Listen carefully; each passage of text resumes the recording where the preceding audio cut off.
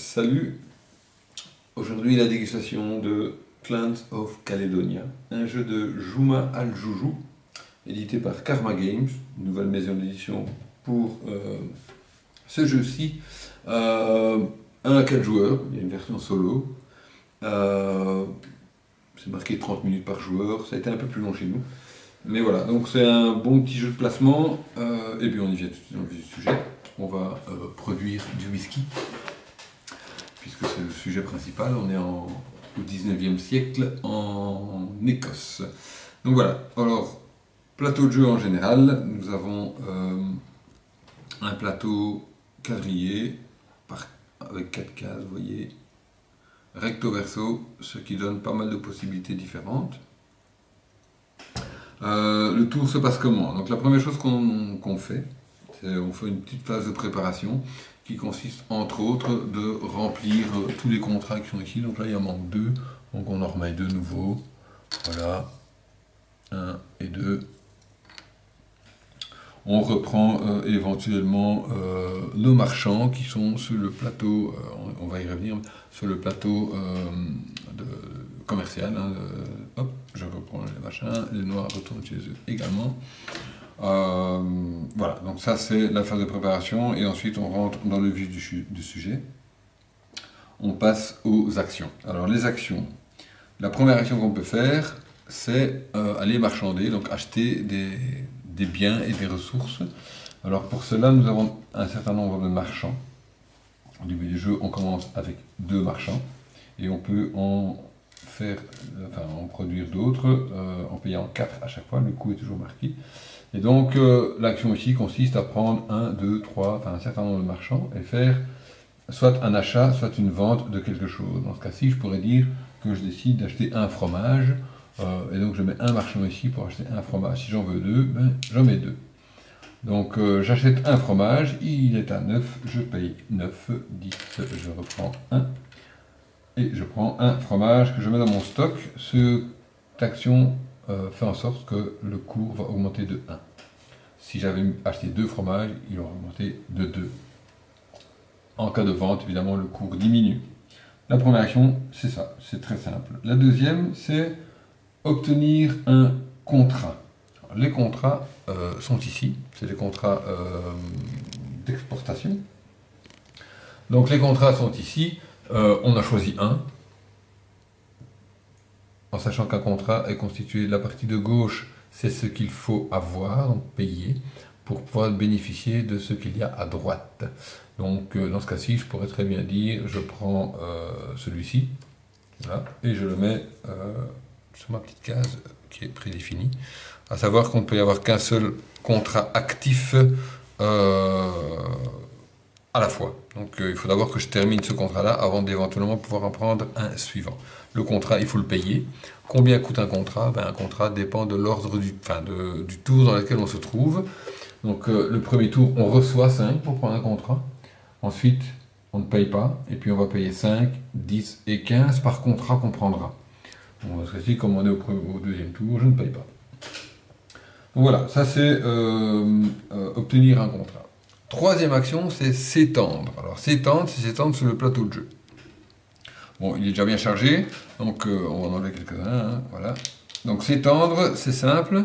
Je dois m'étendre sur soit adjacent à quelque chose qui existe, une de mes unités, soit à une distance de, j'appelle ça shipping en anglais. Donc ici, je peux aller jusqu'à passer 2 cases d'eau pour m'étendre. Donc, si je regarde le plateau de jeu ici, je pourrais dire que je vais m'étendre, admettons, ici. Hein, donc je prends une unité que je désire. Quand c'est une plaine, je peux mettre toutes les unités de ce côté-ci, donc à votre gauche. Si c'est une forêt, je ne peux mettre que des bûcherons, et si c'est une montagne, je ne peux mettre que des mineurs. Donc ici, si je veux m'étendre sur cette case-ci, c'est une plaine, je ne pourrais donc pas mettre ces deux-là. Donc admettons que je décide de mettre une vache pour produire du lait. Alors, le coût de chaque unité est indiqué en haut. Donc ma vache va me coûter 9, donc je prends, et je le mets sur le terrain désiré. Donc ici, je peux, parce que j'ai... Voilà. Donc je paye 9 pour la vache, plus le coût du terrain. Donc dans ce cas-ci, c'est 1. Si je l'avais mis à côté, c'était 4. Donc 9 plus 1, 10. Je paye 10. Et voilà. Donc ça, c'est une action étendre. On peut très bien s'étendre adjacent à une autre unité sans passer par des rivières, etc. Donc ici, le côté adjacent et le shipping distance, c'est quand même pas mal important. Sinon, on est très restreint. Hein. Donc la première case, c'est juste pouvoir traverser les rivières. Ensuite, c'est une case d'eau, deux cases d'eau, trois cases d'eau, quatre cases d'eau. On n'a pas vu l'intérêt de notre partie d'aller plus loin que 2, mais peut-être qu'à 3-4 joueurs ou un tableau de configuration différente, ça devient un peu plus important. Donc voilà, ça c'est étendre. Une dernière particularité, si je m'étends à côté d'un autre joueur, et ça c'est un aspect assez intéressant, donc admettons que je vais mettre ma vache ici, je la mets ici. Donc là je suis adjacent à des grains et à des moutons de mon adversaire. Dans ce cas-là, je peux faire une action de trading, donc acheter soit du grain, soit du mouton, ou les deux, à un coût réduit. Et donc là, je vais regarder le tableau qui est ici. Si je décide d'acheter du grain, il est ici le grain, il est à 6, j'ai un boni de moins 2. Et si j'achète de la laine, qui est ici, grâce au mouton, j'ai un boni de moins 2 également. Donc je pourrais très bien dire, ok, j'achète un grain, parce que j'en ai besoin, à 6 moins 2, à 4. Donc je donne 4, et je peux prendre un grain. Juste parce que je suis à côté et adjacent, pas à côté, mais adjacent à une unité adverse. Donc c'est pas mal intéressant, il faut savoir jouer avec ça, parce que c'est quand même un beau bénéfice à tirer, et une bonne réduction à avoir, parce que l'argent est quand même assez important dans le jeu. Voilà, donc ça c'est pour s'étendre sur le tableau. D'autres petites actions, c'est améliorer le shipping, la distance. Hein. Donc on paye 4, comme il est marqué ici, 4, et alors on en demande de 1. Voilà, aussi simple que ça. Ce qu'on peut aussi faire, c'est engager un nouveau marchand. Ben, on paye 4 et on prend un nouveau marchand. Ce qui nous permettra d'acheter ou vendre un peu plus de denrées. Une dernière action qu'on peut encore faire, c'est upgrader sa technologie. Donc ça c'est ici. Donc ici on a déjà fait celle-ci. Donc pour l'instant, chaque bonhomme produira à la phase suivante de l'argent, mais 4 par bûcheron, qui est sur le plateau.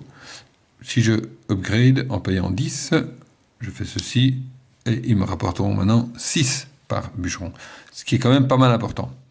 Voilà, donc ça c'est les mises à jour qu'on peut faire dans les actions. Dernière action, c'est remplir un contrat. Bien, remplir un contrat, bien, c'est bien simple. Ici, je dois donner 3 pains, une pelote de laine et de la viande. Donc les 3 pains, je les ai en stock. Voici. La laine, je l'ai en stock également. Alors pour la viande, ben, c'est de la viande de bœuf. Et donc il faut que je tue une vache. Donc sur le plateau de jeu, je prends une vache qui me vaut pour une viande. Je la remets ici. Et du coup, je remplis mon contrat. Voilà. Le contrat. L'effet du contrat, c'est quoi? Donc ici, j'ai 3 biens importants. Donc ceci, c'est du tabac. Donc je vais avancer le jeton tabac de 4 sur l'échelle des points de victoire. Donc je vais faire 1, 2, 3, 4. Là, notez que si je passe par une case où il y a un 1, je prends une pièce. Voilà.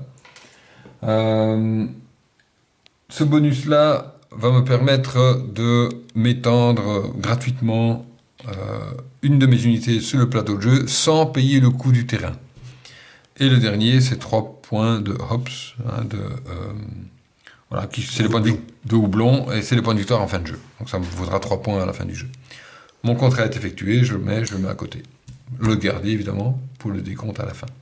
Ce qui fait que maintenant j'ai de la place pour éventuellement faire l'action d'aller rechercher un contrat pour continuer à le faire. La dernière action, c'est passer. Et quand on passe, ben voilà, on a fini. On passe, le premier qui passe met son jeton ici, et il touche directement 16 pièces. Le deuxième passe, touche 13 pièces. C'est clair qu'à 4 joueurs, il y a plus d'espace. Donc le premier qui passe a plus d'argent. Voilà, donc ceci est terminé. Maintenant, on va passer à la phase de production. Alors, on produit tout ce que notre plateau peut produire. Donc, en argent, ben ici, il va toucher, puisqu'il est mis à jour 18, et lui aussi est mis à jour 24, 18 et 24.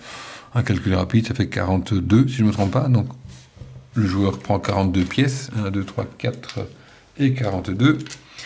Je produis 3 pelotes de laine que je prends. Voilà. Je produis un lait. Je produis 4 grains. 1, 2, 3 et 4.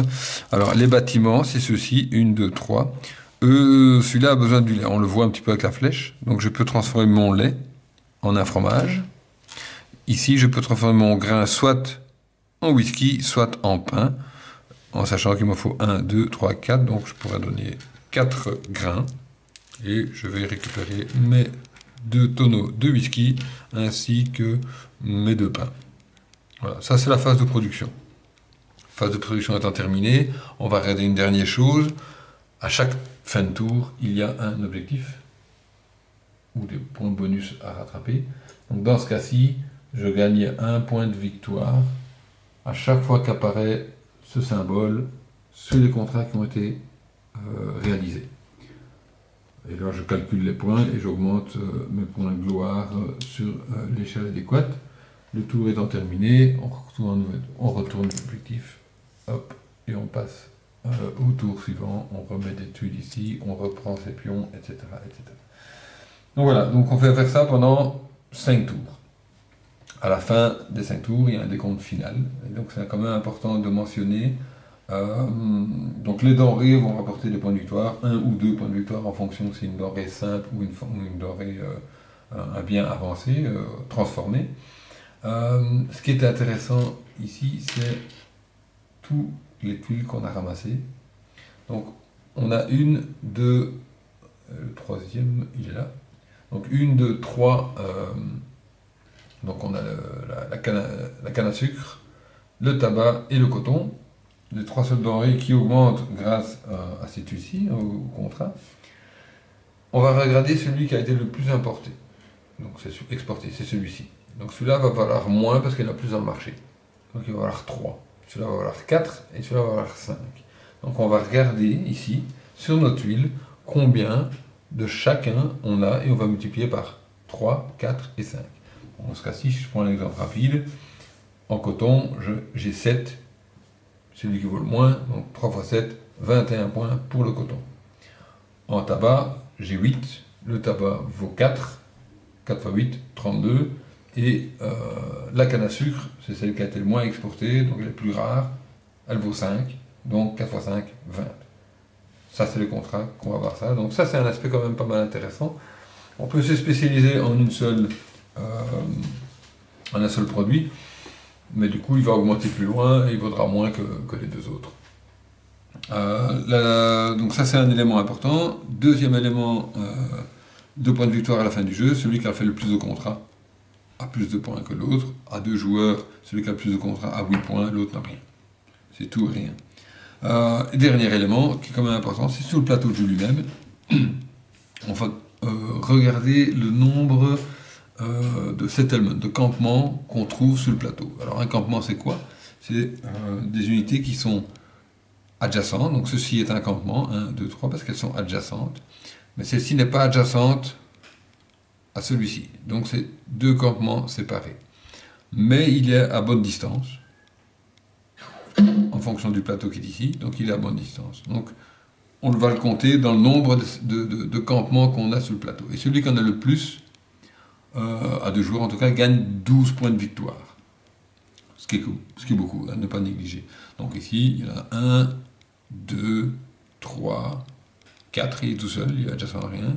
5, 6, 7, 8, 9, 10, 11. Alors ceux-ci, on se pose dire, tiens, ils sont adjacents à quoi? Mais comme il y a une distance, le noir a une distance de 3, enfin ici c'est le blanc, donc il peut faire 1, 2, donc ils sont quand même à distance navigable l'un de l'autre, et donc tout est connecté. On va donner l'exemple du blanc.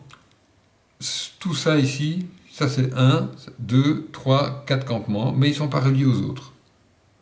Parce qu'il n'est pas adjacent, et comme il n'y a pas de mer pour se rejoindre, ben on ne les compte pas. Malheureusement, ce sera 1, 2, 3, 4 et ce sera ceci.